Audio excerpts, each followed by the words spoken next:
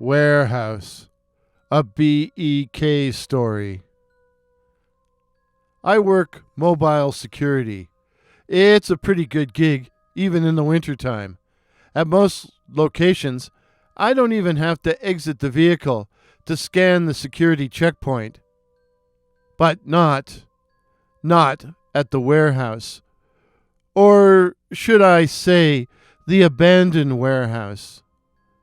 At the warehouse, you had to exit the car and walk around the perimeter of the building to reach the checkpoint. And it was a huge building, about the size of an airplane hangar. But that wasn't the worst of it. Twice a week, Wednesday and Saturday nights, we had to actually enter the building to ensure everything was okay, that there was no one living in there, no smoke, etc., etc., etc. Worse yet, the interior was filled with rows and tiers of large wooden crates containing who knows what old junk. This large space was bisected by a number of narrow aisles, which we were expected to check, each and every one, in the dark. In the dark, for the interior of the warehouse was only dimly lit by emergency lighting. So, there was nothing for it but grab your flashlight and go for a spooky and claustrophobic walk in the dark. And in silence, too. The interior of the place was deathly still, the only real sound being the crackling of your walkie-talkie. I always wore rubber-soled walking shoes, so my footsteps were muffled. And for some reason, I always found myself trying to be extra quiet, so as not to disturb what? What? Evil spirits? It may have been nonsensical, but I always felt like an intruder in there. This night was no different.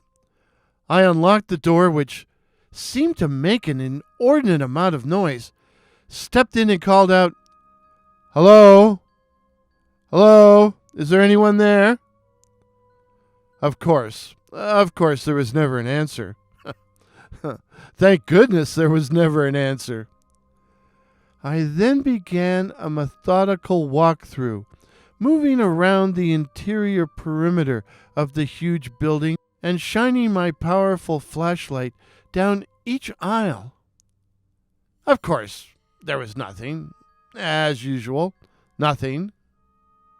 Nothing, that is, until I reached the middle aisle, where the beam of my flashlight revealed two kids. Two kids! One was taller, and I felt he was male, while the shorter one I assumed to be a girl. As to ages, 12 for the boy, maybe 8 for the girl. They were both identically dressed in black hoodies, jeans, and black high-top sneakers, so I couldn't be sure of my tentative identification. "What the hell?" I started to say, before remembering my professionalism and barking, "Who's there? Identify yourselves." I started forward on a run, and as soon as I did, the kids were gone. Gone! Vanished! One instant I saw them clearly, but the next moment, as I moved towards them, they vanished. Trick of the light, I told myself. A trick of the light. You're letting your imagination run away with you. Pull yourself together, dude. And then I heard a slight scuffling noise behind me, like the sound of a sneakered foot moving across concrete. And turning around, my flashlight beam revealed two kids standing at the top of the aisle. "Hey, stop where you are! Stop where you are!" I yelled. But the instant I moved towards them, once again, they were gone. Gone! I ran down the aisle, screaming for them to stop. "Stop! Stop where you are!" But when I got to the top of the aisle, there was no sign of them. Was I seeing things? Losing my mind? For once, I was glad I was patrolling alone and that none of the other guys were seeing this. But I was totally creeped out, and a big part of me just wanted to get the hell out of there. But I knew I couldn't do that. And so I made a determined search of the entire building, aisle by aisle, in an attempt to find the kids, all the time calling out, "Hello? Hello? And who's there?" But there was nothing. It must have been my imagination. I must be working too hard. I was just opening the door to exit the warehouse when an eerie, plaintive voice called, "Please don't go, Anthony. Please don't go. Please don't go, Anthony. Please don't go." I slammed out of there fast, standing outside and breathing rapidly.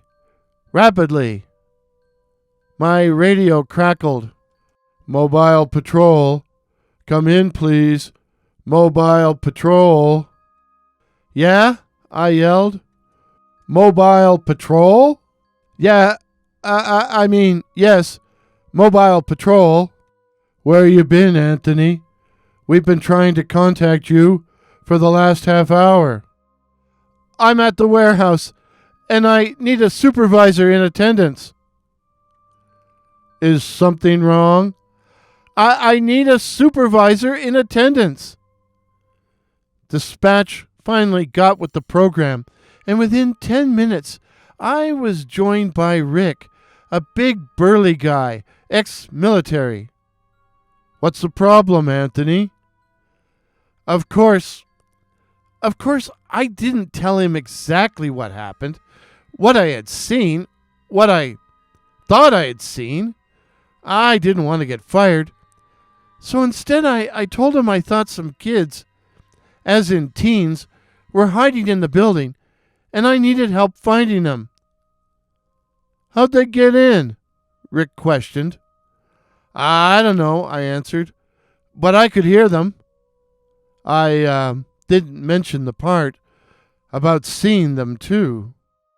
We re-entered the warehouse, Rick going one way along the perimeter, while I went around the other way. Our plan was to meet in the middle. At least, that was our plan.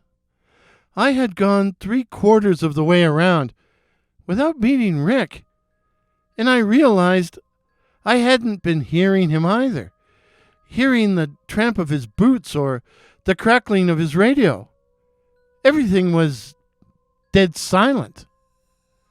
"Rick," I called. "Rick!" No answer.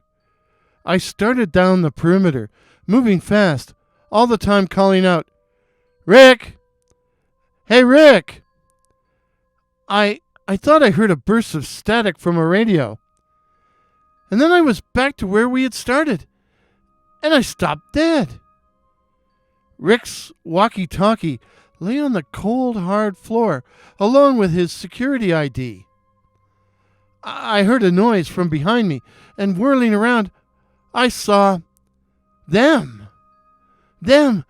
coming towards me along the perimeter and down the various aisles were kids in black hoodies, jeans, and black high-top sneakers, kids with white faces and black smudges for eyes, the black-eyed kids, the BEK, the black-eyed children. Anthony, oh Anthony, please don't go. Don't go. Don't you want to play? No, I didn't want to play with them anymore. I turned to flee and ran straight into the arms of Rick, who pushed his smiling face into mine, into mine, into mine so I could see his eyes, his black eyes, his two orbs of Stygian darkness. Black eyes, BEK eyes, and then everything went black. It was 10-7. Repeat, 10-7. Anthony, signing out. The moral of the story: who says security work is child's play?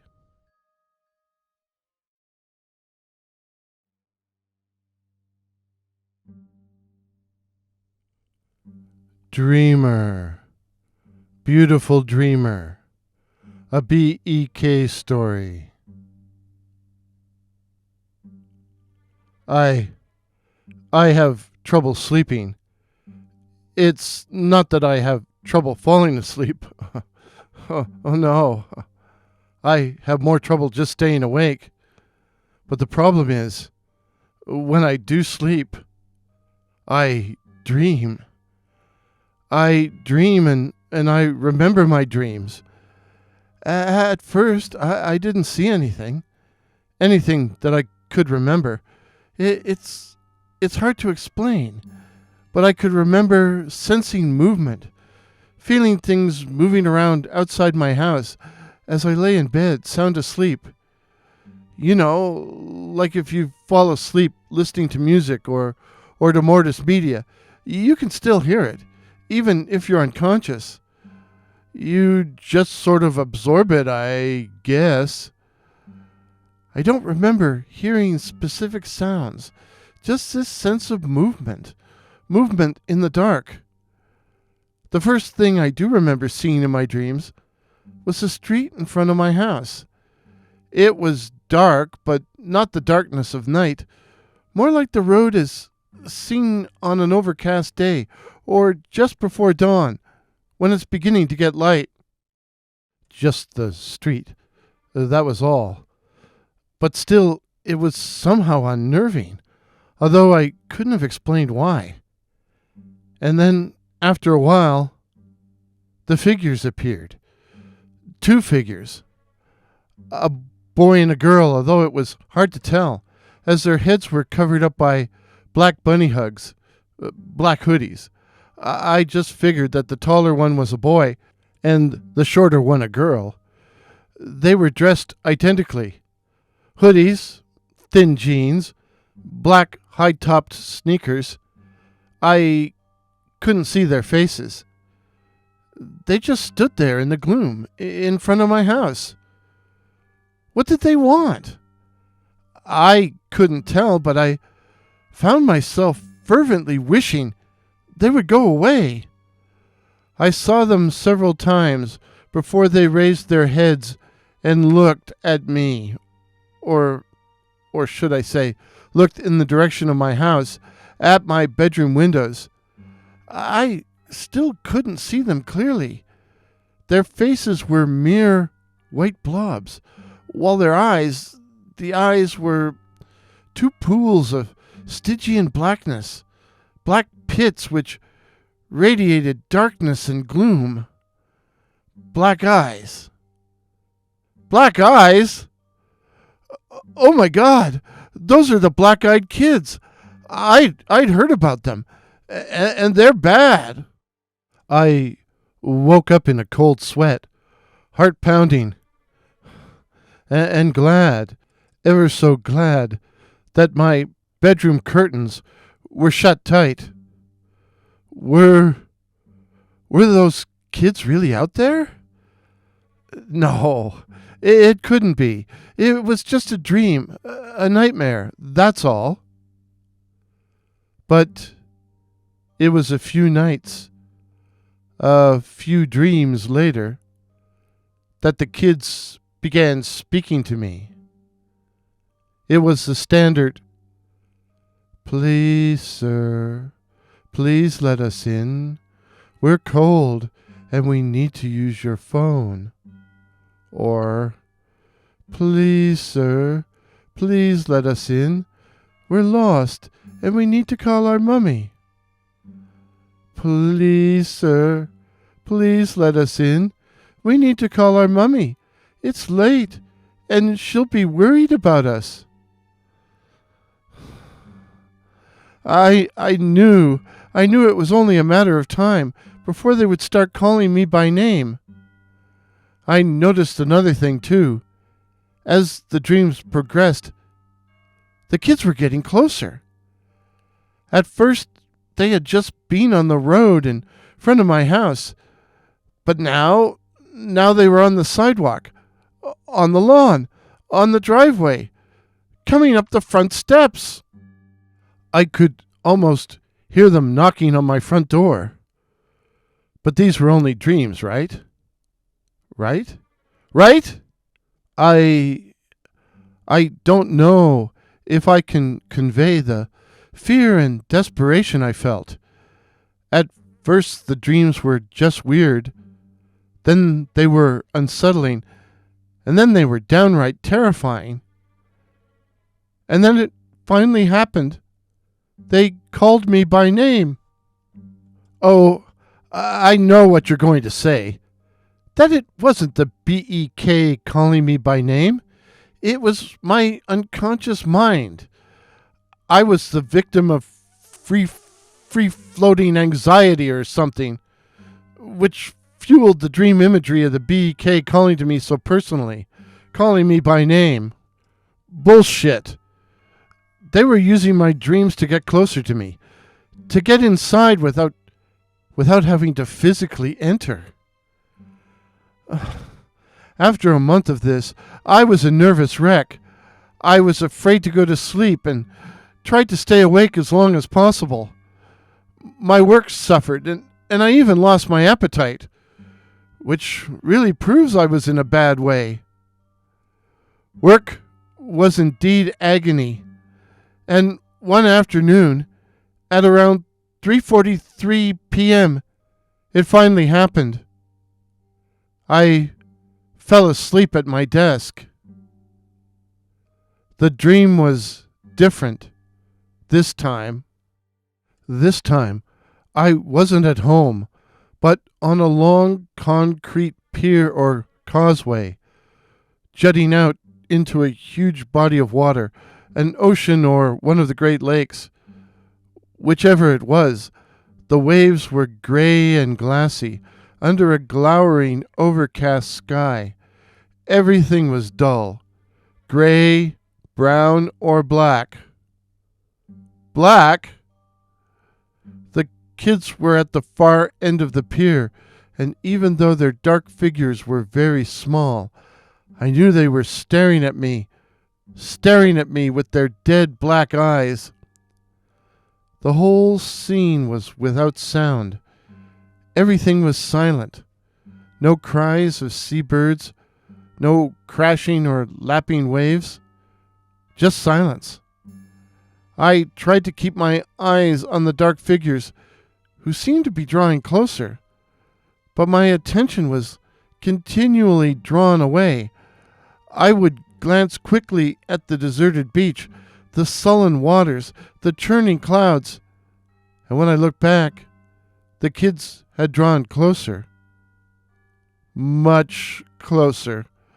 I turned to run, to get away, only to find the kids were now behind me, staring at me with their dead black eyes.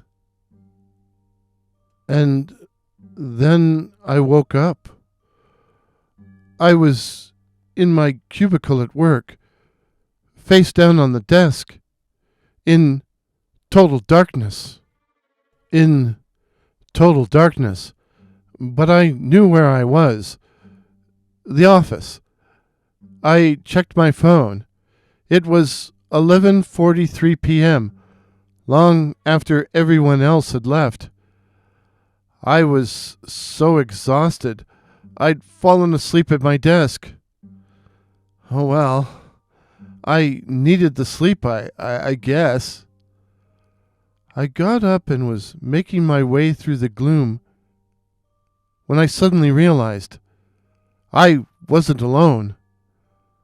Someone or something was in the dark with me, and I knew who, or should I say, what it was. I turned, and there, at the end of the aisle that ran past the row of cubicles, I could make out two white blurs, two white blobs hovering in the darkness, two white faces with black eyes. The kids, they were here. I ran, and I went down the stairs. No way was I using the elevator. What if the doors opened and they were in there? I ran out to my car, jumped in and peeled rubber out of there. But it did no good. The first red light I hit, they were there, on the sidewalk, at the side of the road. And then they were right outside my driver's side window, staring in at me and smirking. I floored it, running the red light, then hightailed it to the expressway. They couldn't touch me when I was going 90 miles an hour down the midnight highway. But they were still there. I kept passing them, standing on the shoulder, or when I went beneath an underpass, I could see them standing up above, gazing down at me. Once they even stood on the center line. On an expressway.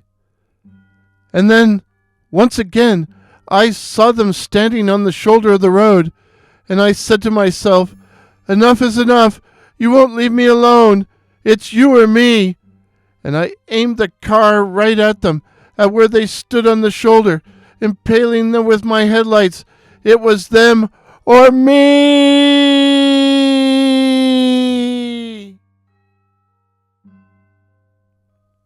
The following day, local news reported the spectacular single-vehicle crash. After running off the road at over 100 miles per hour, the car rolled before bursting into flames. Oh well, I guess the man who died is now at peace. Unless,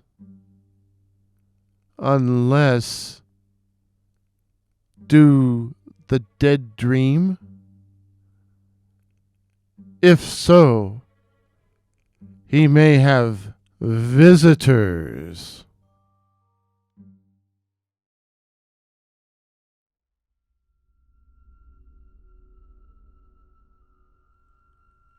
Note to listeners. In the unique and rather smoky province of Saskatchewan, Canada, a hoodie is referred to as a bunny hug. Don't ask why. It just is.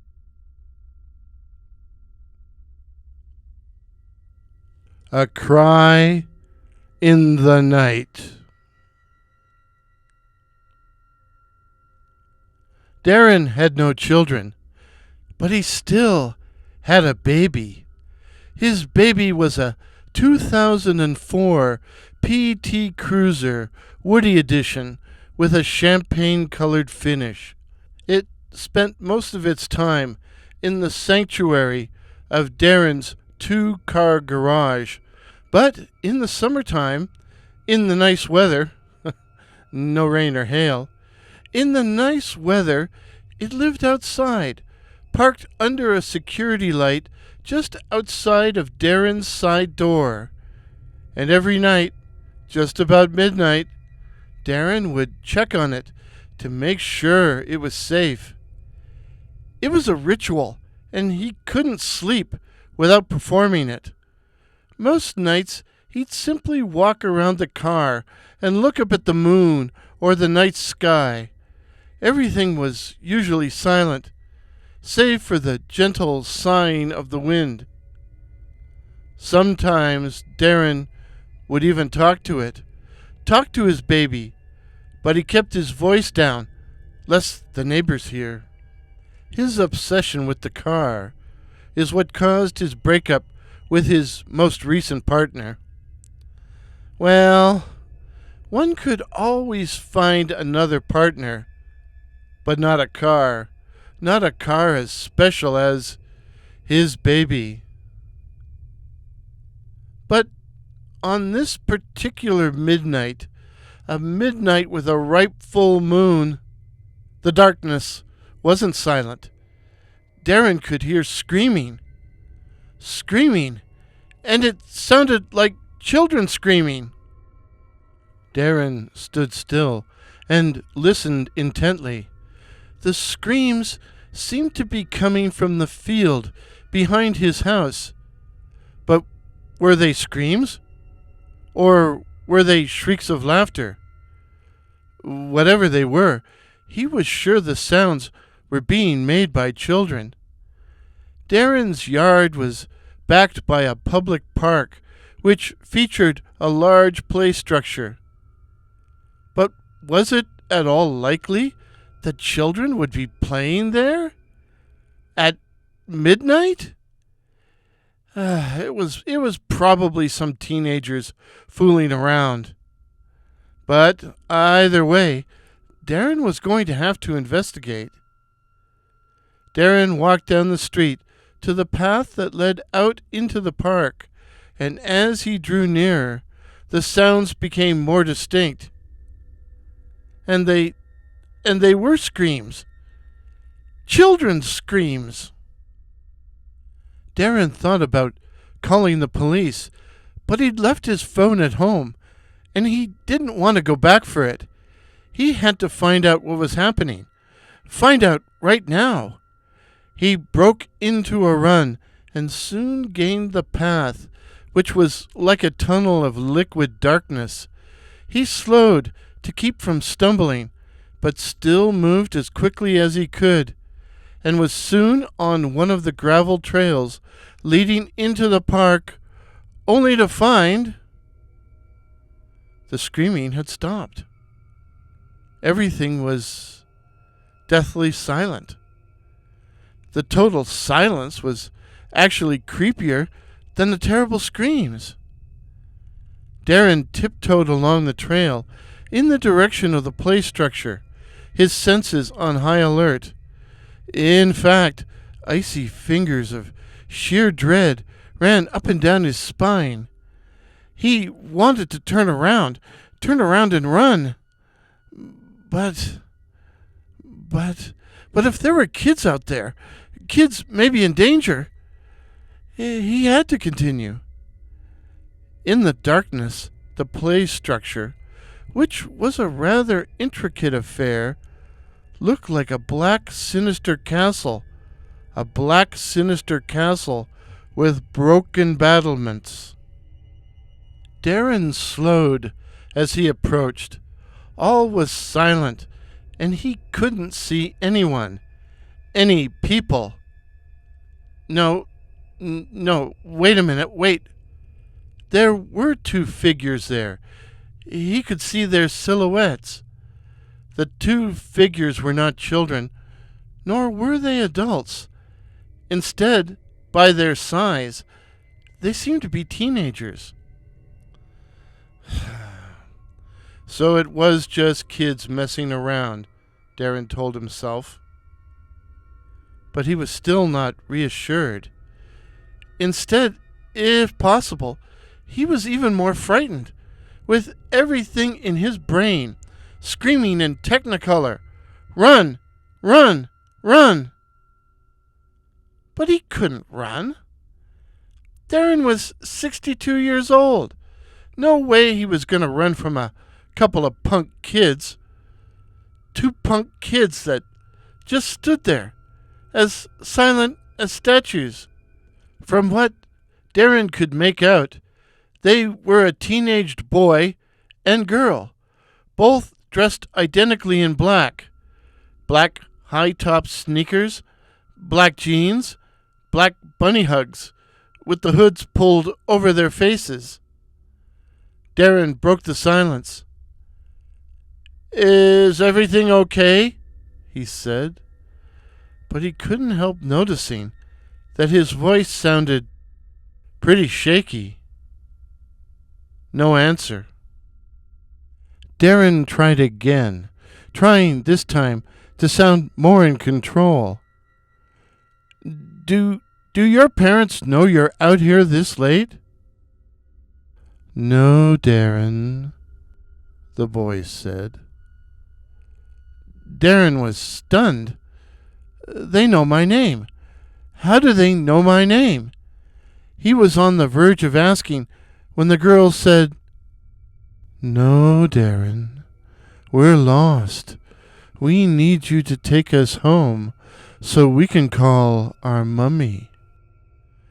The kids had been standing on a raised section of the play structure, but now they stepped down, pulling back their hoods as they did so, and causing Darren to take an instinctive step back. And at that precise moment, a Dodge Ram truck came roaring down the road, which bisected the park, its high beams on, the lights striking the kids full in the face, revealing their whitish glowing skin, their sardonically grinning mouths, and their eyes, their dead eyes, twin pools of Stygian blackness. "Please, Darren," they said plaintively. But Darren, who had never heard of the BEK, the Black-Eyed Children, was overwhelmed by a wave of such intense fear it almost loosened his bowels. He turned around and ran and ran and ran some more, wishing he had more on his feet than a pair of old flip-flops. Darren stumbled through the darkness until he found the path and regained his street, hoping to get to his home before those things could follow him. He turned in the direction of his house and stopped dead. His baby was there. His baby, the 2004 PT Cruiser, Woody Edition, with a champagne-colored finish. It was idling in the middle of the street, but there was no one behind the wheel. A pair of voices called out from the back seat. "Get in, Darren. Get in. You're going to drive us home." Darren wanted to run away again, run far away, run screaming into the night. But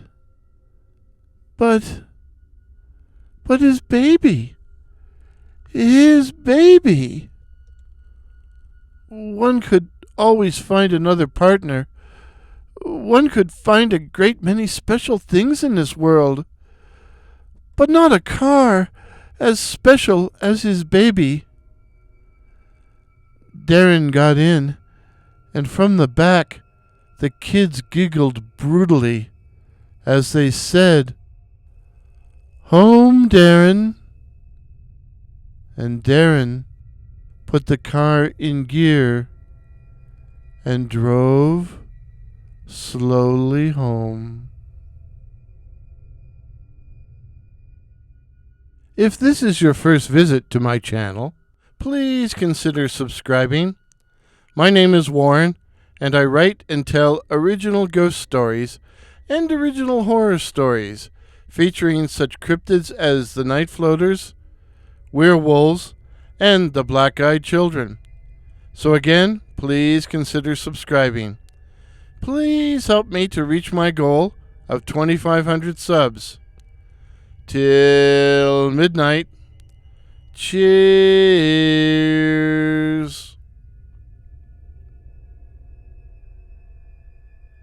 The thumbnail. The thumbnail image and the video used in today's production are courtesy of Dr. Curious, while the music is The Dread by that wonderful patron of the internet, Kevin MacLeod.